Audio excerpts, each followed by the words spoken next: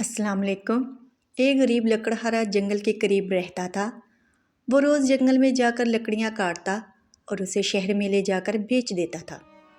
वो इस सोच के साथ ज़मीन भी खोदता था कि कभी शायद उसमें से उसे खजाना मिल जाए और उसकी ज़िंदगी संवर जाए। इसी उम्मीद के साथ वो रोज़ाना अपने साथ जंगल में बेलचा और कुल्हाड़ी भी लेकर जाता था। एक दिन खजाने की तलाश में ज़मीन खोदने लगा। अचानक उसे एक बहुत बड़ी देग नजर आई।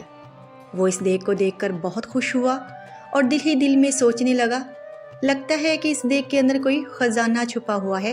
जभी तो इसे किसी ने जंगल में दरख्त के पास ज़मीन खोदकर दबाया हुआ है। वो खुशी खुशी देग की तरफ बढ़ा ताकि इसके अंदर हाथ डालकर खजाना ले ले। उसने जब देग में हाथ डाला तो उसे पता चला कि देग अंदर से बिल्कुल खाली थी। उसने गुस्से में देग उठाकर दरख्त के पीछे रख दी।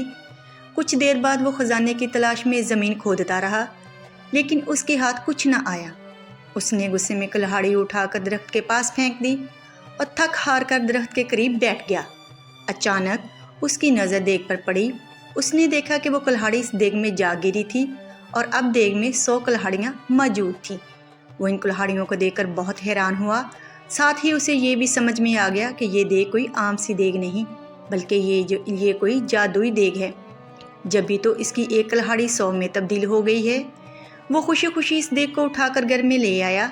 लकड़हारे ने इस देग को एक कमरे में छुपा दिया।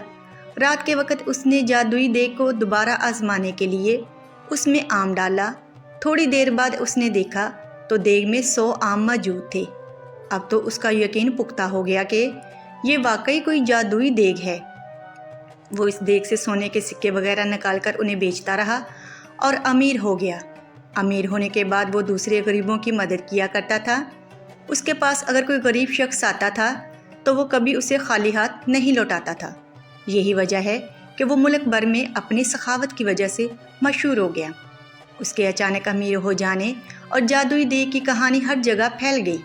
इस मुल्क के बादशाह के पास भी इस जादुई देग की खबर पहुंची। बादशाह बहुत लालची था। उसके पास अपना बहुत सारा ख़जाना मौजूद था। इसके बावजूद उसे मज़ीद ख़जाने की हवस थी।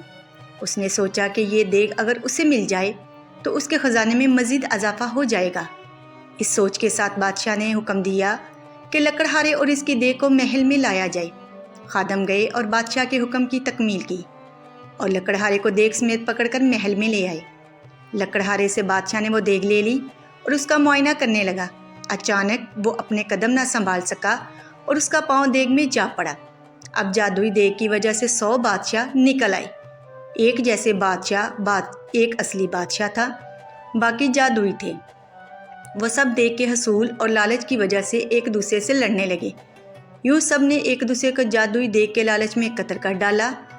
यूँ लालच की वजह से बादशाह खुद भी ना जिंदा रहा। लकड़हारे ने खामोशी से अपनी देग उठाई और उसे लेकर अपने घर चल दिया। प्यारे बच्चों, लालच करना बहुत बुरी बात है। अगर किसी के पास आपसे ज़्यादा अच्छी चीज़ मौजूद है तो आप उससे हसद ना करें, बल्कि जो कुछ आपके पास है उस पर अल्लाह ताला का शुक्रिया अदा करें।